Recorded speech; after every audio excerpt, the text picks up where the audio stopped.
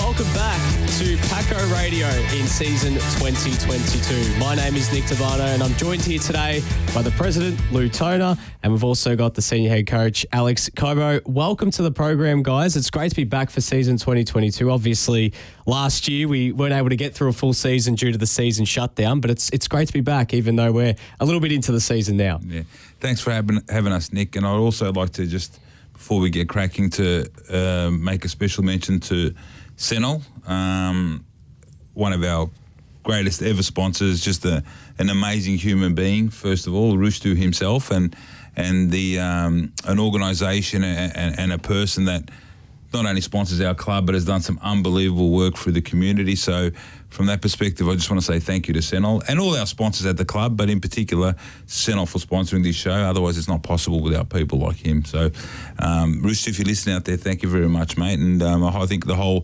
football community, and also I know personally myself that, you also help a lot of disadvantaged communities, and an amazing person. No, absolutely. Obviously, this show is brought to you by Senol. So, let's get into it, guys. Yeah. It's been a while since we've last spoken, Lou. I mean, last time you came on the first ever episode of Paco Radio, and that was probably back in June, so it's been about a year now. I guess give us a bit of an update as to where Pascoe Vale is at, because it's been two disrupted years. I mean, 2020, no football. 2021, we got in maybe about a handful of games. Yeah. This year, it's looking like we're going to finally get through a full season. Yeah. How are things, I guess, from a club level, from top to bottom right now? I don't think we're different to any other club in Victoria. It's been a taxing couple of years, For us, the last time we finished a full season, we had been relegated. So that still burns in my personal memory a hell of a lot. But, it's the last couple of years has been taxing, but we've actually achieved some really good things at the club, and I think we spoke about it last time about the renovating the club and the real community that got behind that. We had a battle with Hoskin Reserve, which is our spiritual home, our training venue, our junior match day venues, where we had a battle with the community and council and what have you, and we ended up coming to a good resolution. I think council's, we've landed at a good spot where everybody's sort of happy. So I'm very pleased to announce that, it's all gone. I don't think it's going to come back into the chamber at council. I think the politics of all of it's been taken out. Everyone sort of seems to be happy with the outcomes that we've received. However, what we're pretty excited about is that the draft budget has come out at council. So what happens is that a draft budget comes out, and funding over the next four-year cycle at council is displayed, and it's gone out for community consultation. And in that draft budget for 2022-23 and 23-24, the Hoskin Reserve Master Plan is very, very heavily featured in that budget. So from what we understand, at that reserve, there's going to be between $6 to $7 million spent on that reserve, and a considerable amount of that is for the football club. The exciting things for that is that we're going to have two brand new pitches at Hoskin. So at the moment there is a pitch there, but it's really getting old a bit. So it's all going to be done, refreshed up with a hybrid surface. The hybrid surface is a high level surface that they use where it's all grass, and then they sew in some fibre, some synthetic fibres in there. Namely use that Amy Park and what have you. And then the outside field is also going to be upgraded with the turf grading to be able to cope with 30 to 40 weeks. Because in the whole consultation process and the council resolution, a little 60 by 50 field that we have on the outside will go to the residents, we'll go to the community to be able to walk their dogs or do whatever we need to do there. However, with that, down the road, we've got another facility called Richards Reserve, which has had an upgraded 2 new change rooms and a club room that we can use, and a kiosk, and we've got good lights there. And that ground is also going to be upgraded to a brand new ground. So we're going to have, for our training, for our kids, for our mini-roos and our junior kids and our senior training sessions, we're going to have a ground that's going to have 3 brand new high-level fields. In addition to that, we're trying to get some spectator terracing at Hoskin, which super excites us so that our senior women can run out in front of their family and friends and watch the game from some seating, covered seating, and also, for our juniors to be able to come and feel like they're playing in a really, really great environment. So some exciting things have happened. Our mini roos are growing this year, so we've gone from I think 17 teams to about 21 teams. We've got five female teams, so we're in a really good space, But it has been a tough couple of years. But in this game, you have to keep working, and that's what we did as a club. And we believe we're coming out of this COVID situation in a pretty good spot. No, absolutely, and I mean as well, talking a little bit about the senior men as well. Obviously, the team mentioned relegated last season. Alex, you've come in this season, new senior head coach. It's been a good start to the season. It's been a tough fortnight. We were talking about it before with the rain washout, the loss on the weekend. I guess take us through the past fortnight and really the season as a whole. I mean, how do you see you guys how do you see you guys being shaped up over these first couple months? Well, first of all, hello Nick and everyone for the invitation. For us as a club, we pride ourselves to be a club with some very important principles of hardworking people, being quite consistent with family orientated, and I think we want to run every single team, and especially leading from the top with the senior team, being capable of displaying those values week in, week out, and that to us is a number one priority. From day one, when I came on board, Lou and the committee were very specific. They stressed the importance of having those values within the playing squad. I consider myself and align myself with those values, and I think we've been working really hard through pre-season, to build a competitive squad with players that they carry on the same values that we do have as a club. And I think so far during the season, obviously the competition is quite high, it's quite competitive. We believe that we have been competitive. We never give up. Paco Radio is a club that is always united regardless of the result. We always want to be up there. We always want to challenge any opposition at any field. And in football, results are part of it. The opposition also have quality players. They're also prepared. They're also trying, and sometimes they show what they can do. And that's the beautiful part of the competition, that is two honest teams trying to get the 3 points. And for us is important that we display our values as a club every single match, and I think so far that's what we have done.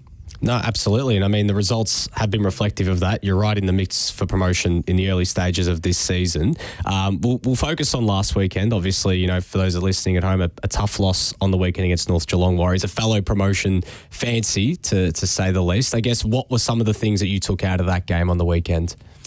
Well, definitely, North Geelong, they had the very clear game plan. We went out there to impose our football.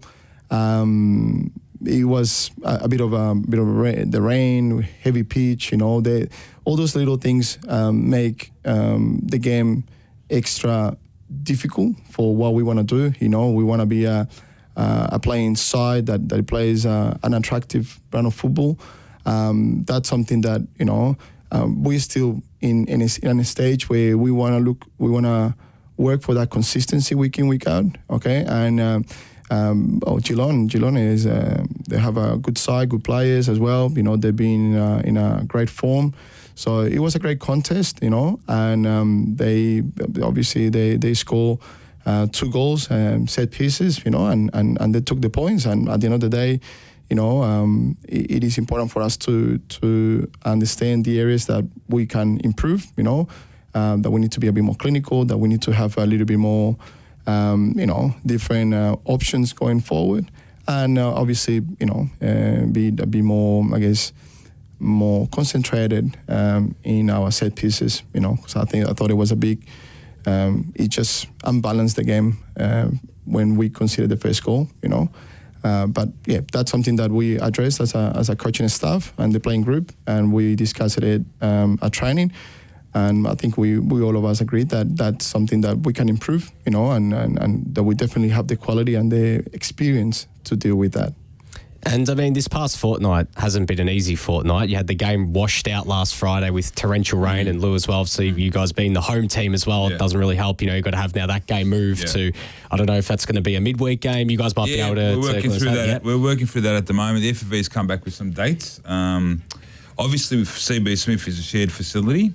So in this situation, it's not where you can just pick a day and play it. So we have to go through a process for the management plan and work out a situation. Hoskin Reserve is probably not up to it at the moment. So we're just working through those dates at the moment, and we should have an answer hopefully by tomorrow as to when we'll be playing at the catch-up game. But I think Football Victoria wants that game to be played within the next fortnight. Fantastic. 2 to 3. It is. I think it is good because last year we learnt through Football Victoria with delayed games and we'll play the catch-up games, what have you, and then the season never kicked off, and then there was never an opportunity to even call the season. And us last year, we were, 5 points clear of third, and even Alex, who was at Brunswick last year, and they were 8 points clear of third with the game in hand. So, if the whole first 11 rounds have been played, and I think that was echoed a lot when the Football Victoria did their review on how, we will manage through a COVID season before.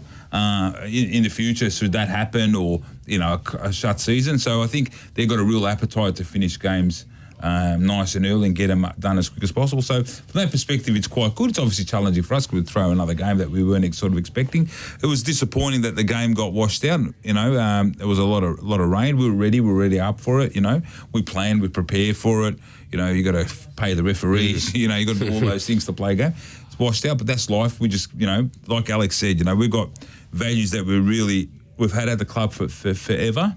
And, I think sometimes during COVID, you sort of, what's happened is there's sometimes can be a bit of a disconnect with some things. So we're really concentrating on trying to be a club that doesn't complain about the referees, that doesn't complain about the moments of, obviously we're a passionate bunch, and sometimes internally we might have a conversation about something, but of course, we don't want to complain about the referees. We don't want to have a situation where, we worry about we're being washed out. Okay, we've got to get on with it. And so that's what we really want to become as a club, and we're really trying very hard to push that through our whole community at the club. So whatever comes our way. We have to deal with it. Yeah, and I guess just for you, and speaking on behalf of the board and the committee, how have you seen this early part of the season, for not just the men's, but in terms of the whole club over these past few months? It's been great. Look, the men's has been, I'll say this to Alex, the men's has been, and I've told him this a lot of times, the men's has been quite good. We lost our head coach last year, at the end of the year, obviously gone up to another level.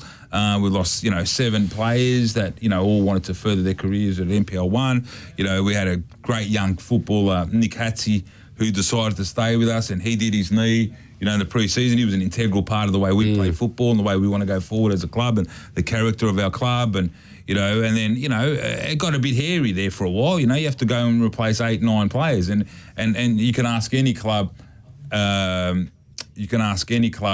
this year that it's very difficult to find players. It was just like you can't find people to work these days. It was the same with players. So it was a very difficult situation. So we've had a really, really good start to the season. We've played some entertaining games. We can, we've really had some good games. It's been quite good. Our under 21s are, they're always solid. So I think we're back in that situation with them.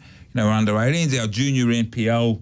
Probably took a little bit of a hit this year, and it happens in NPL. But we've been so dominant for so long, so we've definitely got a plan that we're working on at the moment in the background to fix. Not to fix that; it doesn't need to be fixed. We've got 2 teams in NPL1 out of the 4. So we're looking. We always want to be strong in that level, our junior program, and what we're really excited about. At the club is our Mini Roos community. That's something I keep saying, but I'm very, very excited about that. We've got some really unbelievable people that have come, and that is a part that it's always been there. The Mini Roos has always been there. We've always had the numbers, and we've always tried our best, but I think we've just hit that sweet spot with it. Yeah. And that's a really exciting part. So that for us excites us because that means that the future of our club is starting to, is there, because what we did 10 years ago, we're reaping the rewards now, So hopefully what we're going to do now, we'll be reaping the rewards for another 10 years. Yeah. So that's how we look at it, yeah. Absolutely. Solid foundations all the way through from mini roos all the way to the senior sides. That's the most important thing, exactly, right? Yeah. That, facility upgrades, great match day venue, and we see ourselves, and Alex knows this, we all know this, it doesn't guarantee you any success. Yeah. We understand it. We've been around the game for a long time. But we see ourselves as an NPL1 club. Yeah. We're there for nine years, whatever it was. We're very competitive, and that's how we see ourselves, and that's how we operate. And I think Alex can testify to that. As from a senior coach, we try to do everything possible to make the players as comfortable. Little things like a lot of clubs, I'm sure, are doing. Yes. But little things like the players turn up, their training gear is washed. So they come up and they can come up like rock stars with their microphones, their earphones on, and come to training and not worried about. Those little things we're really concentrating on. Look, I'm sure I've got a lot of friends. We've got a lot of friends in clubs that are doing the same thing. But those are the standards that we want to happen through our whole club, and that's always a difficult thing to do when you're all volunteers. Yep. But we're quite happy with where the club's going at the moment. Yeah. No, absolutely, Alex. We'll get into sort of your coaching journey and playing journey a little bit later on, but when the opportunity came up to coach Pascoe Vale at the start of this year or end of last year, around that stage, David left. What was it that attracted you the most about coming to Pascoe Vale? Because you were at Brunswick City, obviously a team that was right in the promotion mix and at the point was looking odds on to be playing NPL1 football next season. Well, they definitely last season was a great season with Brunswick, and in my opinion, Brunswick and Pascoe Vale were probably the most consistent teams in the league, and if the season would have gone ahead, probably the two teams would have been promoted at this stage in NPL1. Look, I mean, to be honest, for me, I consider myself an ambitious coach. I understand that anything in life takes time and be patient, and I've prepared myself for the last 5 years working with different coaches at NPL1 level, with Goran Losanovsky, Dominic Baba, Northcote Boleyn, Tona Magic. I was part of the Melbourne Victory setup. I worked for the state team as well, with the under 15, under 16 teams or TIDC programs, and obviously with Ricardo Martinez at Brunswick, So I thought for me that was the right time to look for those opportunities, Cheeky and I, we're very good friends, and obviously I have so much respect for him and the club as well. And then when the situation where he got this job at London Thunder and the position became available for me, it felt right to apply for the job.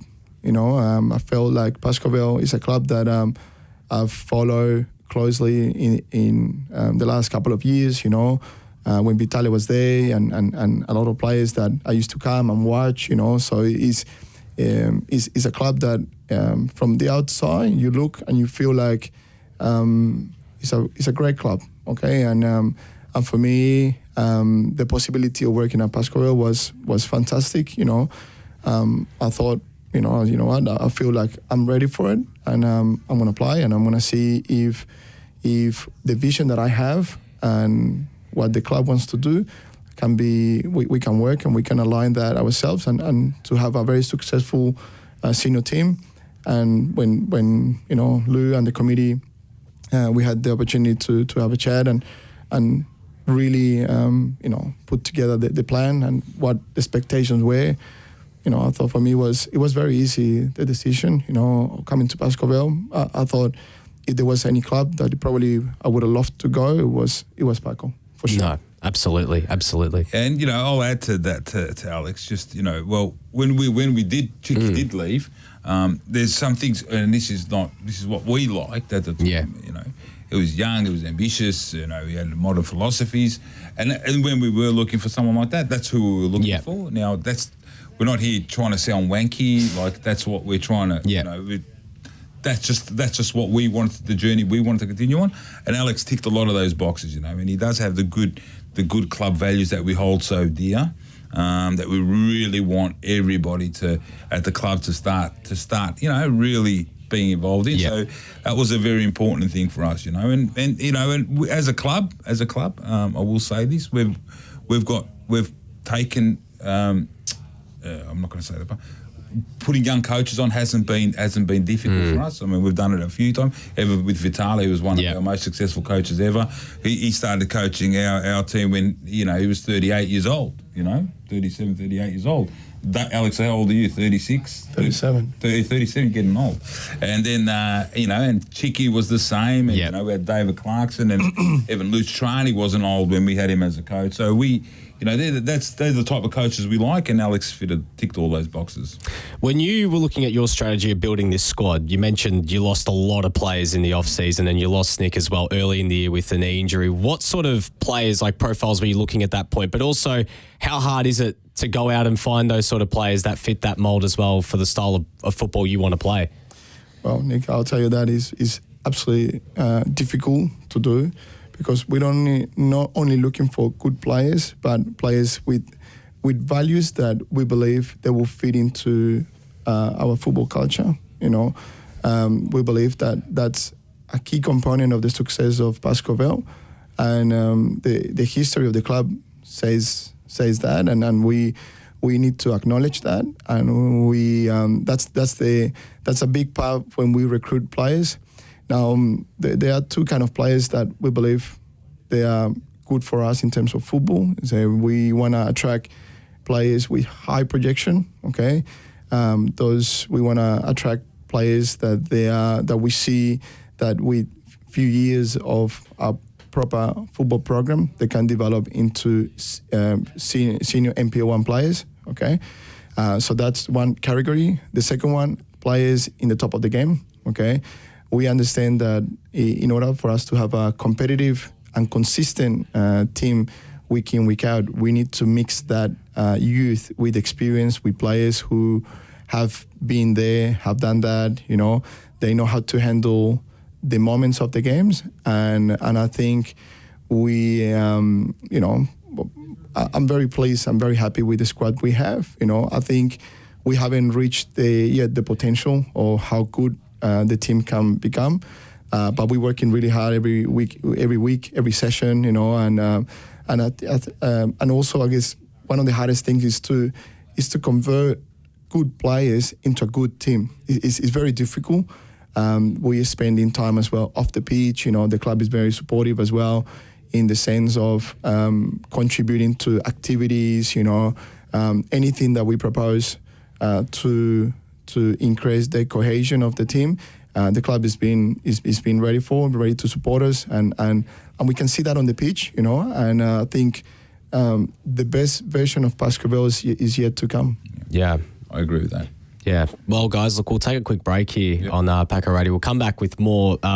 Curious to find a bit more about yourself, Alex, a bit about your, I guess, coaching, playing career, a bit about what got you into football and all that sort of stuff. And Lou will keep you around as well. We'll throw some questions. Obviously, it's a big weekend coming up for you guys at many different levels, big games coming up. So we'll get on to all that on the other side of this here on Paco Radio, brought to you by Senol. Are you looking to change your destiny in life? Be your own boss? Start your own business? If you are, you need people who understand your needs and are committed to helping you make it happen. At DKP&Co Chartered Accountants, we are more than just accountants. We are business advisors, taxation consultants, and strategists that specialise in setting up businesses. We understand the client and give them the very best customised advice and strategies to achieve their goals. Visit our website dkpco.com.au or give us a call today on 03 9023 9370. Fast, proactive, personal. That's DKP&Co Chartered Accountants. Since 1998, Lanco Group has been providing superior civil engineering solutions and advice to developers, local government and service authorities across Australia. Lanco Group is known for delivering sustainable, efficient solutions. By working closely with clients, Lanco Group is able to meet the complex infrastructure requirements for residential, commercial and industrial developments on time, on budget. Find out more at lancogroup.com.au. Lanco Group, your business partner for engineering solutions. Ever wanted a career in football? At the Global Institute of Sport, you can now study a master's degree in football business or football coaching and analysis right here in Australia. GIS is the largest provider of sports degrees in the UK, with campuses at Wembley and Etihad Stadium. Learn online with unique access to the iconic MCG and a big-hitting Australian industry network.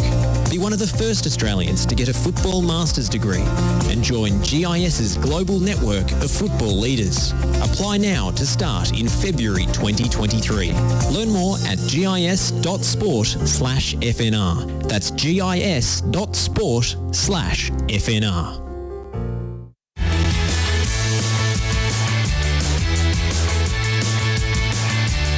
You're listening to Paco Radio, brought to you by Senol on FNR, Football Nation Radio. Welcome back to Paco Radio here on FNR Football Nation Radio, brought to you by Senol. Nick Devano in the studio today with Club President Lou Tona and Senior Head Coach Alex Cobo. Before the break, we spoke a little bit about the season to date, everything that's going on with the senior team and all the way down through to Mini Roos. Some really exciting stuff happening at Pascoe Vale. Lou, is there anything else you want to sort of touch on, anything you want to sort of talk about in terms of Pascoe Vale at the moment? Anything you want to plug, anything that's sort of coming up? Yeah, no, at the moment, like I said, we're just really in an anticipation for the council budget to be adopted by council in June. We don't believe there should be any reason why it shouldn't be. Yeah. Because that for us is the big kahuna, the Taj Taj Mahal. Not because we want to, but it's the club's waited for it. It's been a 12-year process to get to this point. This is the second master plan that we've had to fight for and had to go. You know, obviously, as you very well know, in Moreland, you know, land is rare. It's a scarcity. You know, so you know, residents and people. I live in Moreland myself. You know, and we all want to go for a walk in the park. I mean, if you're looking at me, you don't think I walk at all, but you don't have to laugh, Nick. But so it's really a scarcity. So it's not about a land grab or anything like that, but that's going to help us set up the future, you know, and that's where we're at. But like I said, I'm super excited about a couple of other things. I'm excited about our committee board. Yep. We've got 50% of it are ladies, are women. So that's a very exciting thing. Our senior girls are starting. You know, they've had a tough couple of years, but they're starting to become a lot more competitive. We put on a new coach there. The girls are really engaged in that program too. So we've got some really positive things. I'm excited about what Alex and his team are doing at the club. They're really working extremely hard. They really give it 100% week in, week out. So we've got some really exciting things. I'm excited about our 21s and our under 18s. At the moment, the setup we've got there, we've got two coaches fundamentally running two teams, making it into one team. So what that's sort of doing for us is that's increasing our talent pool. Mm-hmm. So we've got, I don't know what year it is, 08, 09, I don't know how these people talk there. When they talk about football, I always call them under 18s and 20s, but they, 04 players, 05 players, I'm not sure which players they are. But for us, that's an exciting thing. Yep. So we're really increasing that talent pool. At the moment, the way I look at it, myself and the club looks at it, that we've got, between the two teams, we've got 30 kids that can play, for example, under 21s, and 25 of them can play under 18s. Yeah, and they're very competitive. So some really good things. That was a new program we introduced this year, where the under 21 coach really worked exactly in tandem with the under 18 coach, and they've got a great relationship. So that's pretty exciting. So we've got all those things are awesome. Are very good.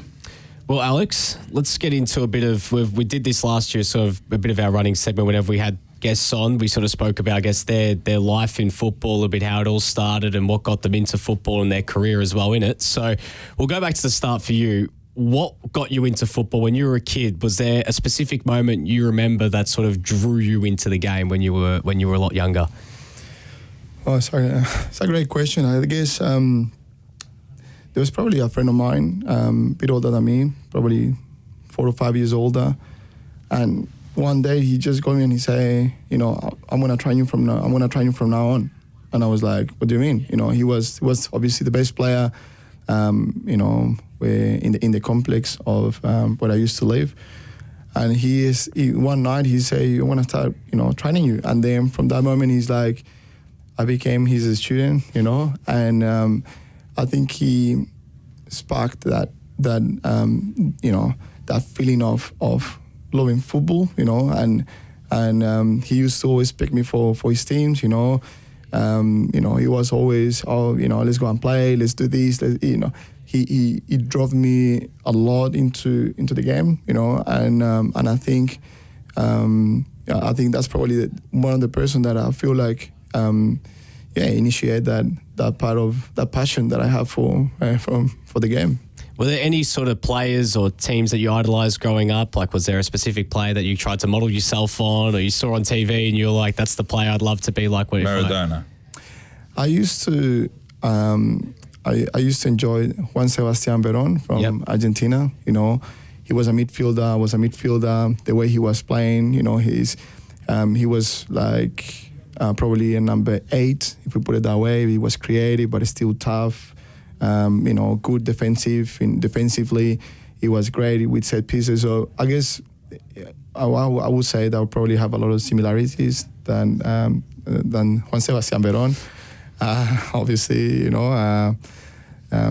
but yeah, probably a player that always enjoy watching was him for sure. Yeah. So was there a team that you grew up supporting? Like, when you were growing up, was there one team that, you used to go to the games and watch? Who? Well, that's definitely has to be Deportivo Cali. It's one of the teams from my city, which is Cali in Colombia.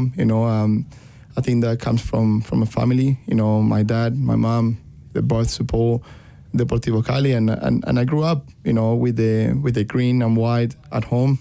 Always supporting that club, and until now we always have the membership, of the club, and it's probably there is a team that I support, like really I'm very passionate about is Deportivo Cali. Yeah, for sure. No, that's awesome. I mean, looking at your playing career, where did it start for you when you started playing? Did you start, just playing juniors in Colombia and then sort of make your way up? Well, look, I mean, it's funny because I went to trial for these, let's say, professional academies back in Colombia when I was, early stages of 8 or 9.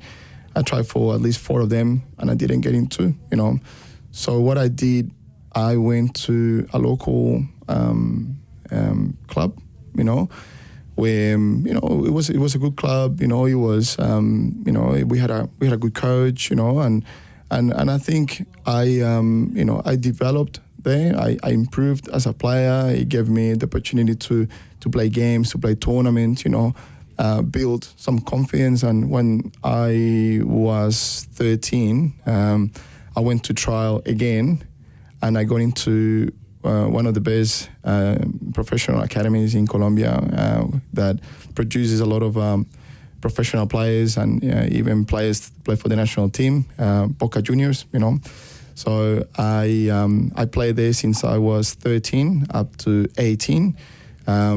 Developed with a lot of former, national team players who, when they retire, went to coach, learn a lot there, develop as a footballer, like technically, tactically, mentally, very, very, very important in how, a young footballer needs to take his football career, how serious, the importance of sleeping well, eating well. We couldn't play at school, that was forbidden.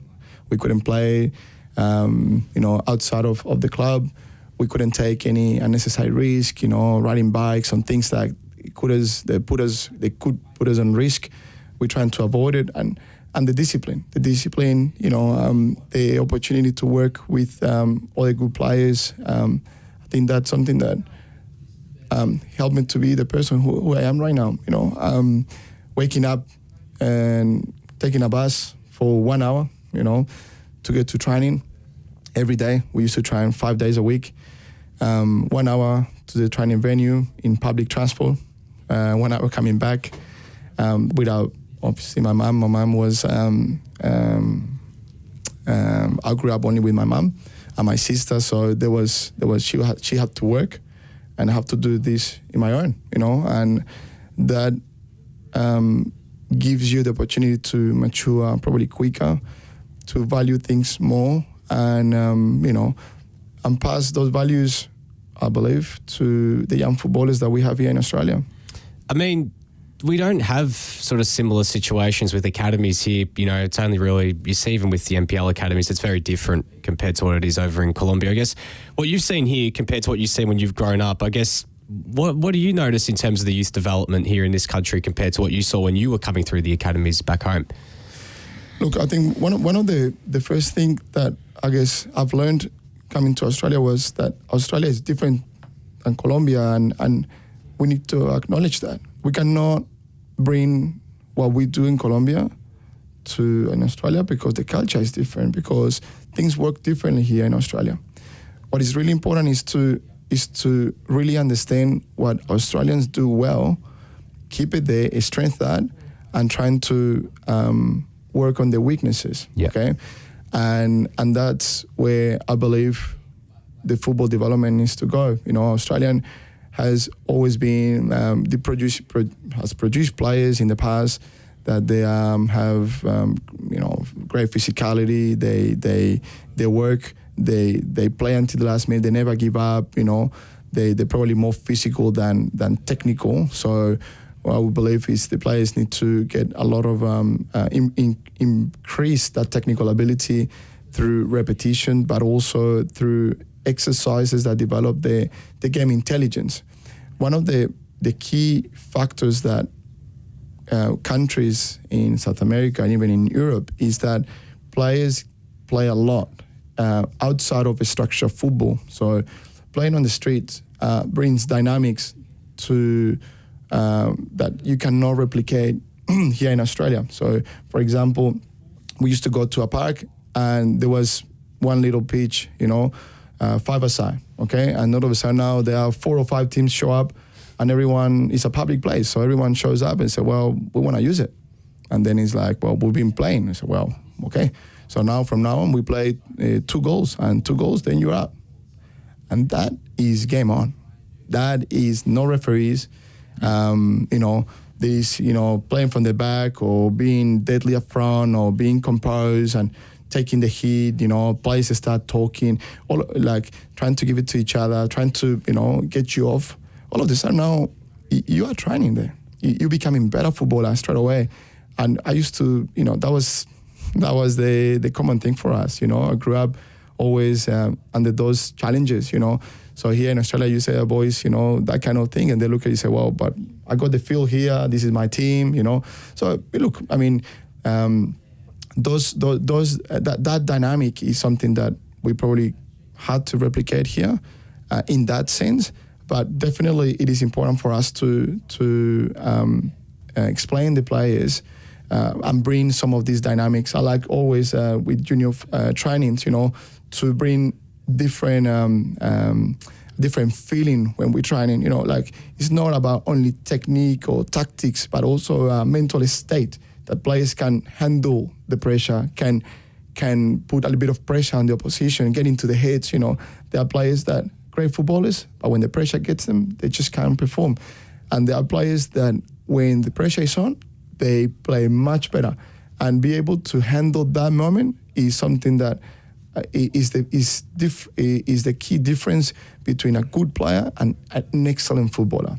So we're trying to do that as a coach, and even with the seniors, but more with the young footballers to bring those dynamics into the mix, to replicate somehow that, discomfort that you might feel, the pressure, because if you're in a training and okay, we're going to play from the back, but there's nothing to lose. You are trying, nothing happens. But if you are in a park like we were, and it means you have to wait 15, 20 minutes, You know, like at some point it's like, you know what, if we lose, I'm going home. So then you lose your team, you don't want to lose, you know, you take things serious, you know.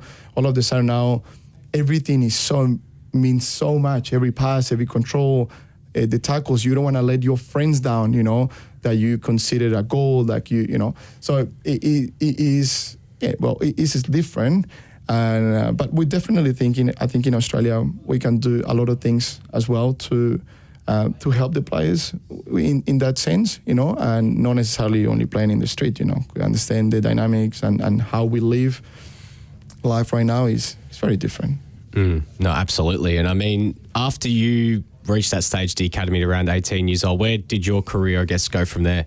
Yeah, well, look, I mean, I guess as a footballer, we probably had the biggest issue that many players have at that age is that we want everything quick. You know, we don't understand that in football and life, things happen when they're meant to happen, you know, not when you want to happen. Sometimes players, they're doing well and they expect having a contract at the age of 17 or 18 because you see all of your teammates doing that, you know.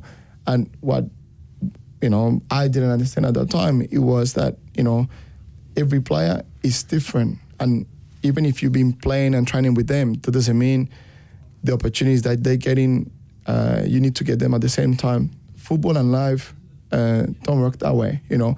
So I guess I got a bit anxious about it, you know, and decided to quit the game, you know, a decision that, you know, I guess at this point of time, I wouldn't say regret because I believe I've done well with my life. But if I was at that particular time in my life, I probably would have stayed a little bit more, you know, and I would have given myself a much better opportunity to stay.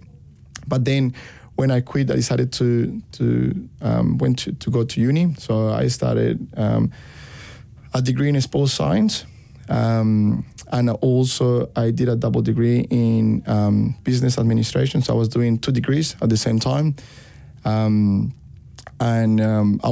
I did 4 years of a sports science degree and 3 of business administration until I had the opportunity to come to Australia to study English. You know, my sister started at home like, yeah, I want to go overseas. I want to go overseas and study English. And then I thought, you know, if you go, I would love to go too. And then my mom is like, yeah, are you guys sure? I'm saying 100%.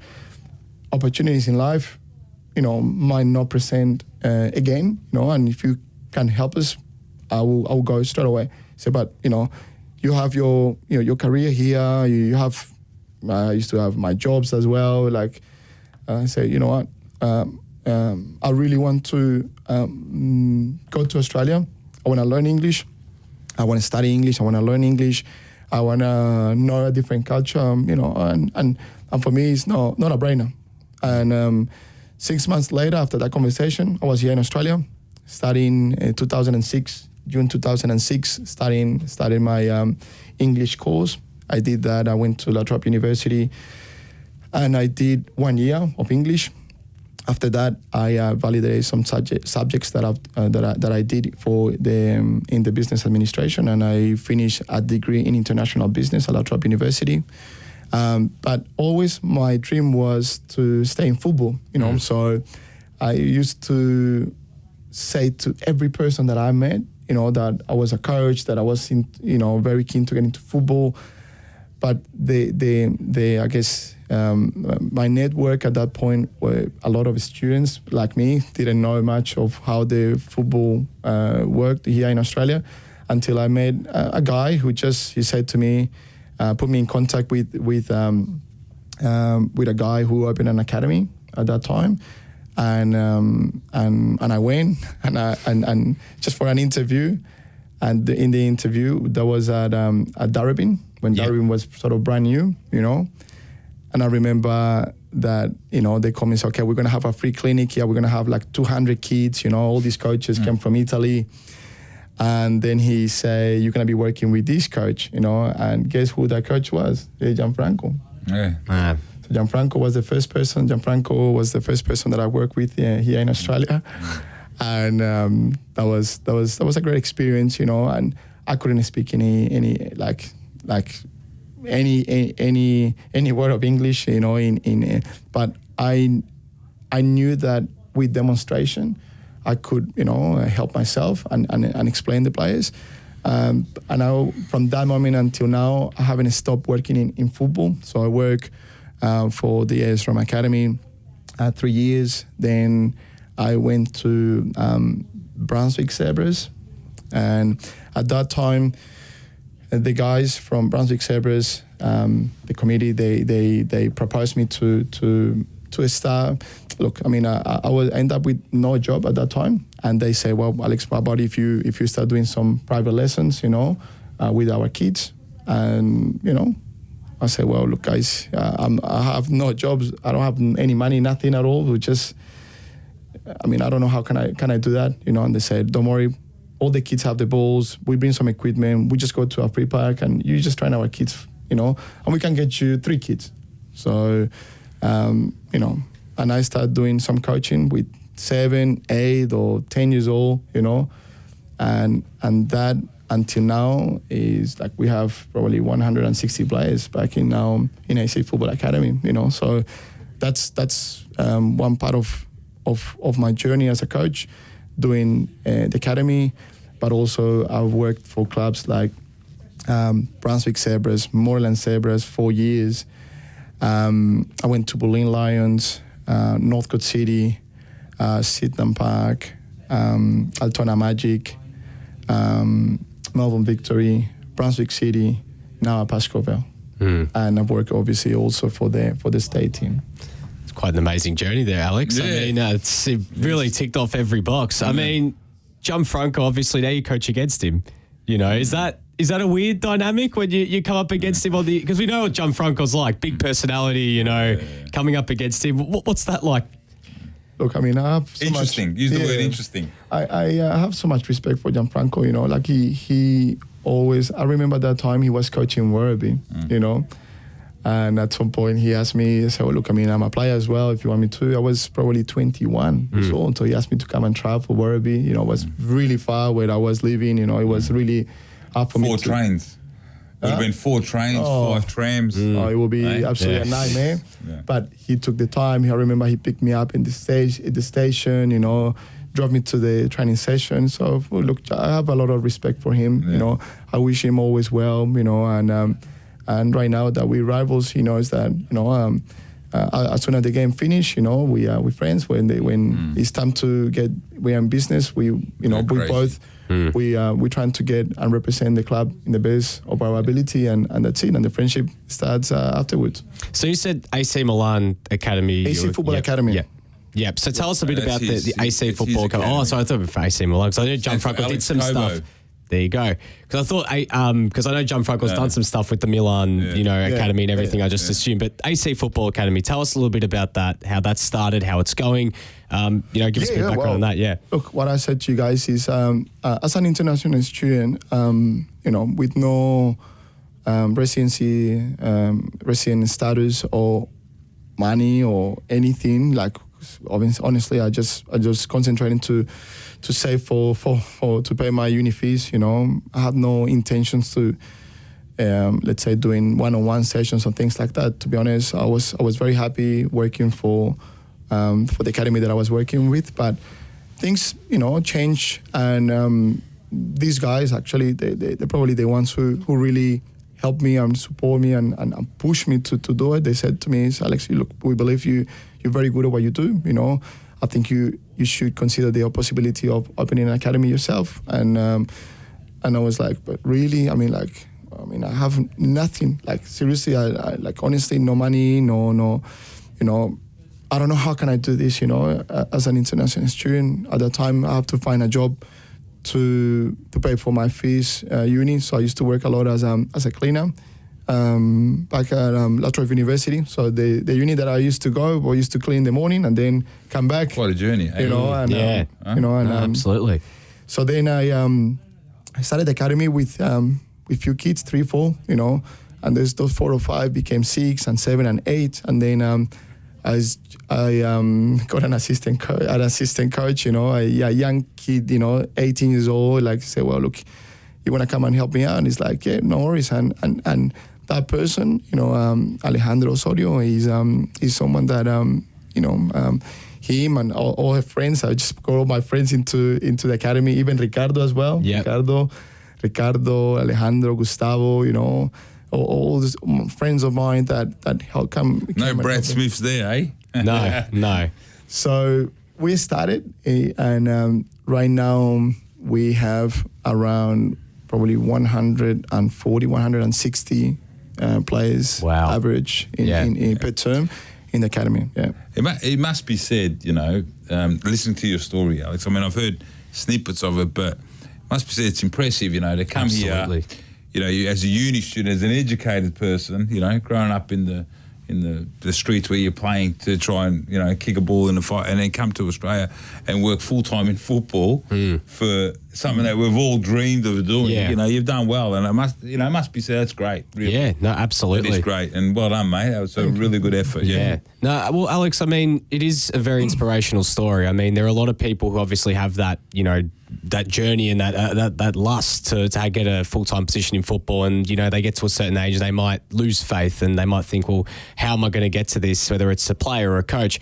What's your message? Because I mean, you never gave up and now you've gotten to this position here. What's the message to young people coming through that might have that want to get into it, but might be sort of on the fence, not sure, because it's taking such a big risk at that age where there's a message to go find a job full time, and even if you don't enjoy it, if you don't follow your passions, what's sort of the one thing that is that your message to them? Well, look, I mean, first of all, I think every person should have someone that you have trust, okay, that is probably a neutral person, that you can talk to, and that person can give you an opinion about,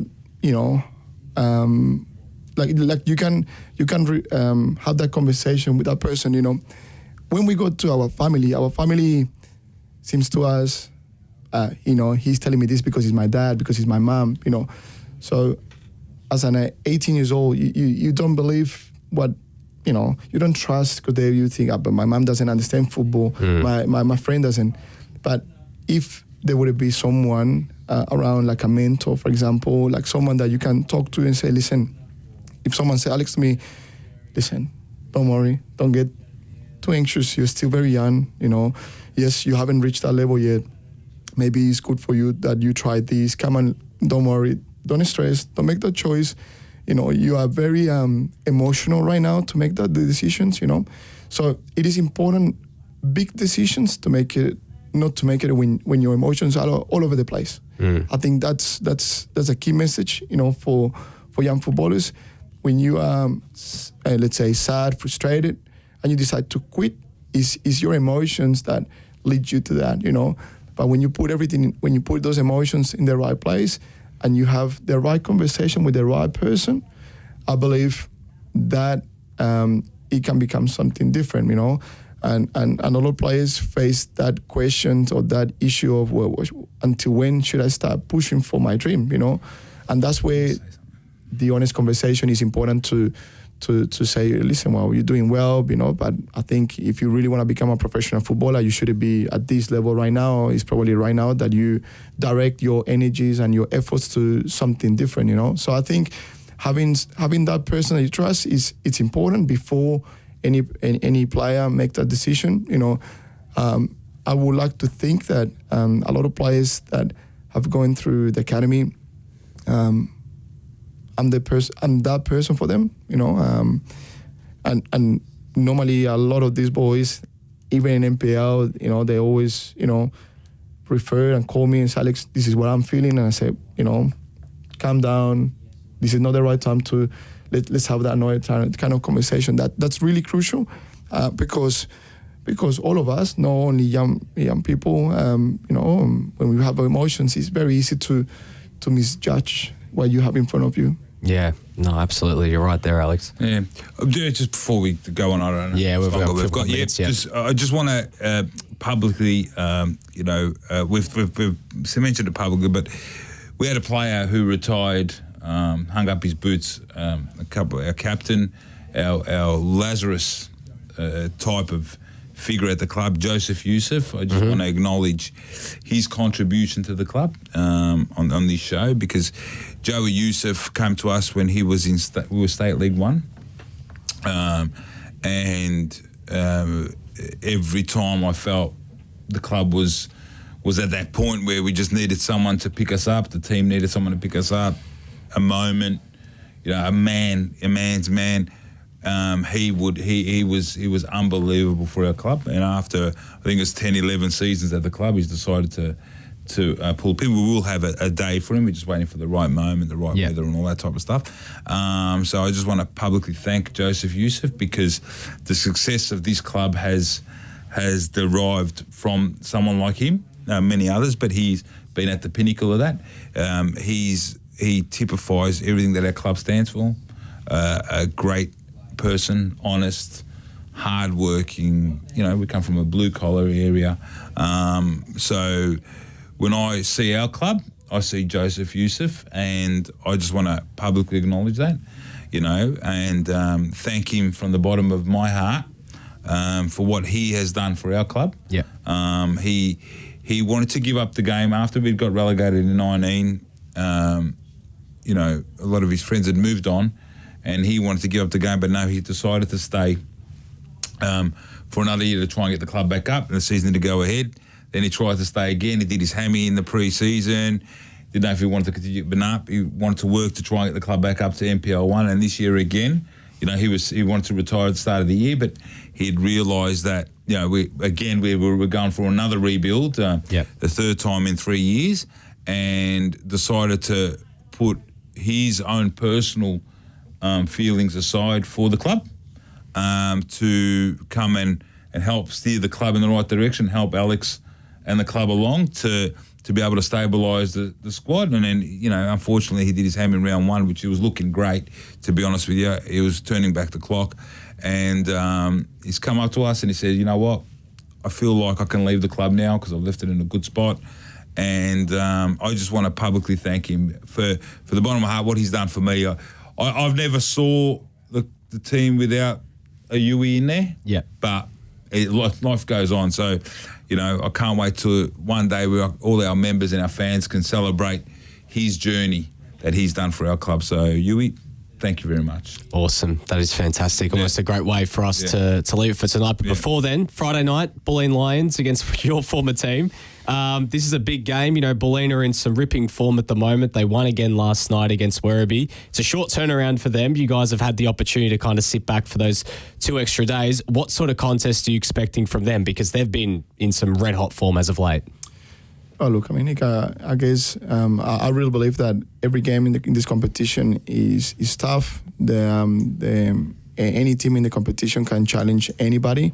Bulleen is no exception to this. We know that they have quality footballers, that they're doing well. They have a great coaching staff as well. So look, we respect that. We acknowledge that, and we expect a very entertaining contest. As Pascovel, as we said at the beginning of this episode, was that we want to prepare ourselves to challenge anybody in the league. And with respect to the opposition, we want to go out there and get the 3 points. It's going to be a big game, massive game. CB Smith Reserve, 8:30 kickoff. Yep. 8:15. 8:15. So get down. I don't think the rain's going to be as bad as what it was a couple of weeks ago. Let's hope. I hope not. We need to play. Yeah, we need to get the game off. So it's going to be a massive game, promotion battle. Lou, Alex, thank you so much for coming on for tonight. Brought to you by Senol. Obviously, we're back again next week. Missed any of it, make sure you head over to all the podcast platforms. Want to just catch up with the full show. It will all be up there later on tonight. But again, thank you very much. Thanks, and we're back again next Tuesday. All right, thank you. Thank you.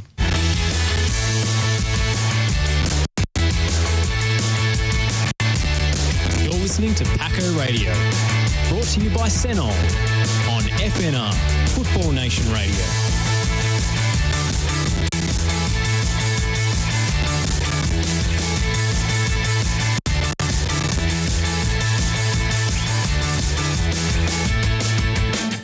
Unit developments, extensions, renovations and commercial buildings. They are located at 14 to 19 Enterprise Drive, Bundoora, and can be contacted on 0